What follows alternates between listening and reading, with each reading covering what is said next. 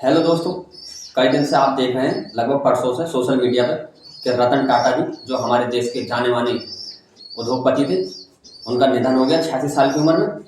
लेकिन सबसे बड़ी बात जो निकल के आई है उनके अंतिम संस्कार के बाद वो ये कि उनका अंतिम संस्कार जिस धर्म को मानते थे, जिसके वो अनुयायी थे, यानी पारसी धर्म के, पारसी धर्म के मुताबिक उनका अंतिम संस्कार नहीं किया गया।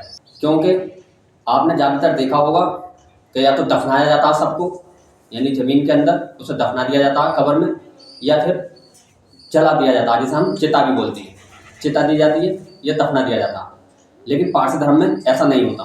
पारसी धर्म में एक अलग ही उनका अलग तरीका है। वो तरीका ये है पारसी धर्म के मुताबिक कि उनका मानना है कि अगर हम ज़मीन में दफनाते हैं तो उससे प्रदूषण होगा ज़मीन का, और अगर हम उसे जलाते हैं तो उससे प्रदूषण होगा वायु का।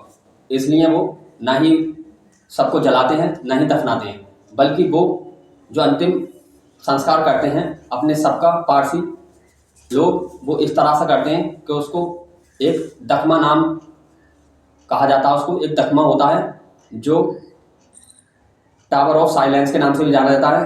गोल आकार का होता है और एक ऊंची जगह पर होता है, जहाँ पे सूरज की किरण बहुत तेज़ी से या रोशनी एक साफ़ सुथरी तेज पड़ती हो। क्योंकि वो उसको सबको नहलाते हैं और एक कपड़े में अमेटते हैं। अमेटने के बाद उस दखमा जगह, उस साइलेंस और टावर की जगह उसको सबको रख दिया जाता है, और वो सब वहीं पर रखा रहता है तब तक जब तक वो सब खत्म नहीं हो जाता, सूरज से, हवा से।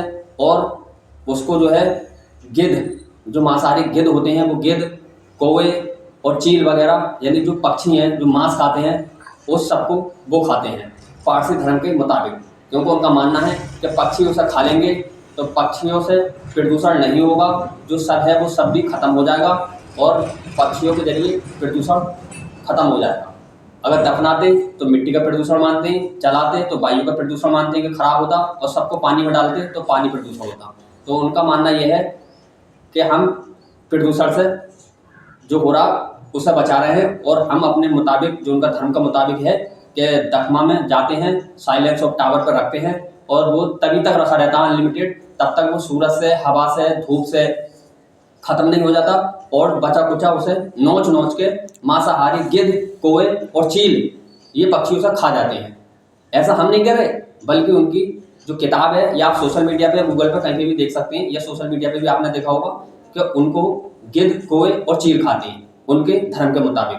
तबकि रतन टाटा जी को दखमा यानी साइलेंस ऑफ टावर पर नहीं रखा गया, बल्कि उनको अंतिम संस्कार जो किया गया वो एक चिता के रूप में किया गया, और चिता लकड़ी वाली नहीं बल्कि बिजली से, जो आज के दौर में हीटर चल रहा है, उस पर रख के उनका अंतिम संस्कार किया गया।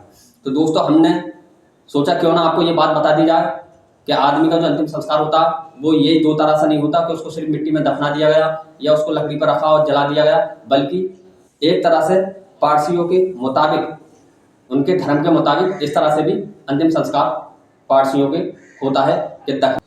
तो इसलिए हमने कहा कि रतन टाटा जी का अंतिम संस्कार उनके धर्म के मुताबिक नहीं हुआ। फिर मिलते हैं किसी ऐसी वीडियो में आपको नई जानकारी लेके, और हमारी वीडियो पसंद आई हो तो लाइक करें, और हमारे चैनल मोहम्मद इब्राहिम सलमानी को सब्सक्राइब करें।